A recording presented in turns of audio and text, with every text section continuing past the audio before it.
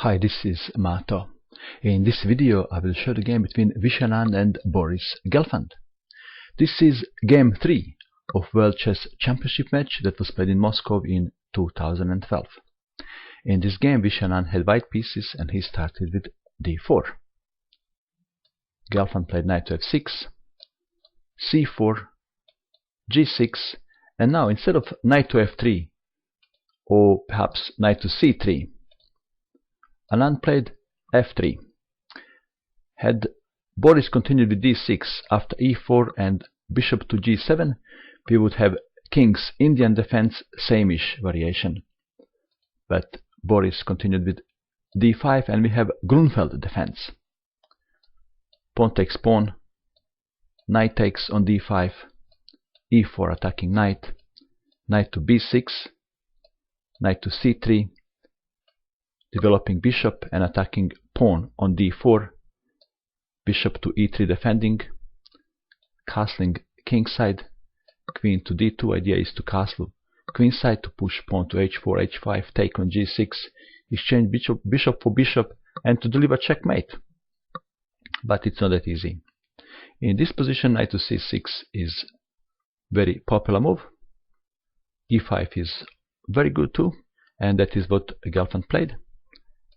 d5, c6 attacking white center, h4, sometimes h5 is played, but Boris captured on d5, pawn takes pawn, knight from 8 to d7, knight is going to f6, h5, knight to f6, pawn takes pawn, and how to capture, with h pawn or with f pawn. Usually it is better to capture towards the center, but in this case f takes g6 is better, and that is what Boris played. What's wrong with taking with h pawn?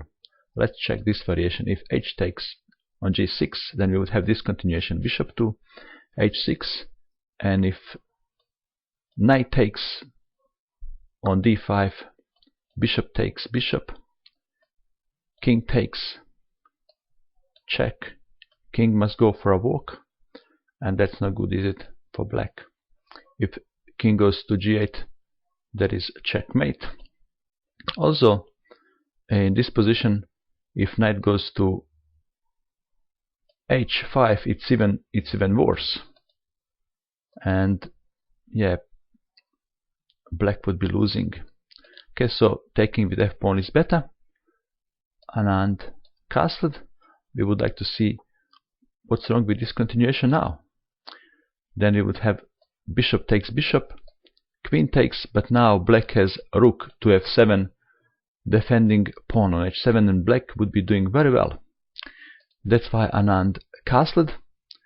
Bishop to d7. Idea is to play rook to c8, moving king off c file, rook to c8. Anand played king to a1. Commentators pointed out that in this position in the past d6 was played and that white had success, but Anand continued with king to a1. And now, very interesting move from Gelfand. He played e4, sacrificing his pawn. Anand played bishop to d4. Let's go back. What's wrong with taking that pawn? Let's check this variation. If pawn takes pawn, then in this position Boris has a killer move. Can you see it? This is the killer move. Rook takes knight, and after queen takes, knight takes on e4, queen is under heavy attack, so is b2 pawn. And if white continues with queen to e1, knight to a4 attacking b2, bishop to d4, knight takes pawn, bishop takes knight, bishop takes bishop, check, king takes, check, king to a1, check. As you can see, white king would be in trouble. Okay, so bishop to d4 was played. knight to a4, and now Anand played knight from g to e2. Black is not taking knight, because if knight takes knight, knight takes knight, and bishop is free to come in the game. In the game, another interesting continuation from Gelfand. He played queen to a5, and in this variation he is sacrificing his pawn on e4. Okay, knight takes pawn, queen takes queen, knight takes on f6, and good move. Rook takes on f6. There is no time to capture rook. Anand had to take care of queen, so he captured queen. Rook to f5, attacking pawn on d5. Bishop takes bishop, king takes bishop, and after the smoke has cleared, white emerged with an extra pawn. But the problem is his development. Have a look at this bishop on f1. Is not developed yet. And just to show you, if knight moves, for example, to g3, then there is checkmate. So knight can't move. What else? Jan Timan was showing this continuation in his commentaries, and then he showed bishop to b5, and there is no time to push, for example, b3, because defender of c1 would be removed like this, and there is checkmate. So this is what Jan Timan was looking into during the game. Okay, in the game, d6 was played, and now rook from f to c5. Idea is rook to c1, and after knight takes, there is checkmate. So Anand had to play rook to d1, a5, and this appears, this is not a strong move, it's a bit slow. Commentators suggested knight to b6, or maybe immediately rook to c2, attacking pawn on b2. a5 is a bit slow. Okay, let's see what happened. Rook to h4, and now rook to c2, attacking pawn on b2. b3, knight to b2, and Boris would like to play a4, but there is no time because rook is attacking knight. Knight to d3, knight to d4, attacking rook, and in this position Boris played the strongest move, rook to d2. Some commentators were looking into this variation, thinking that it would work for black. That is checkmate. So knight takes, rook takes, that is checkmate on a2. But problem is solved with rook to e1, and after rook takes, king to b1, check. White doesn't have to block with rooks. He has king to c1, and after check, king is escaping, and white is winning.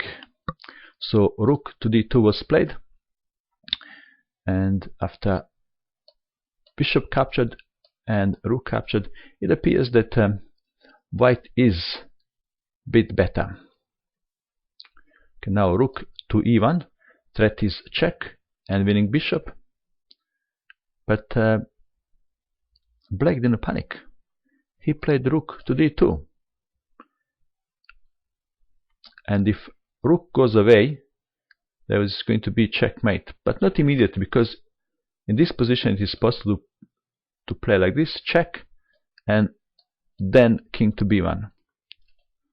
But Anand thought safety first, and king to b1 was played.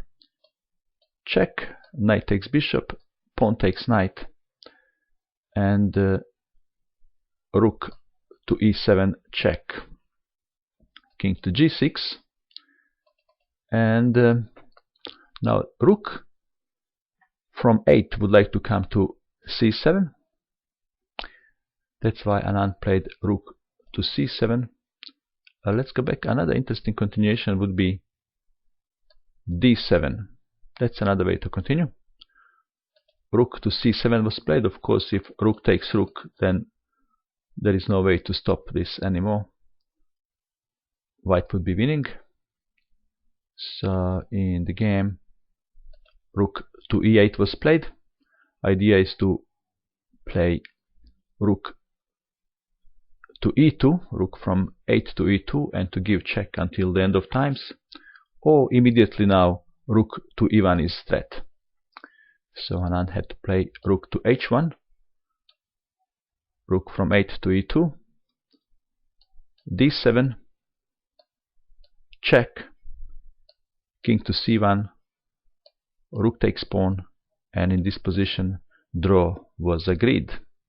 There is no time to promote to queen because of checkmate. So in this position Anand would have to play king to d1, and then we would have this continuation check. So king can't escape, he must go. Okay, so this is check, and now king must go to e1. Why not to c1? Then Boris would be winning, because rook takes pawn, rook takes rook, check, taking rook, and black has 4 pawns against 2, and black would be winning. That's why at move 37 players agreed to a draw. This game was the most exciting one so far, wasn't it? And that is all. I hope that you enjoyed watching this video. I wish you good luck with your chess, and bye for now.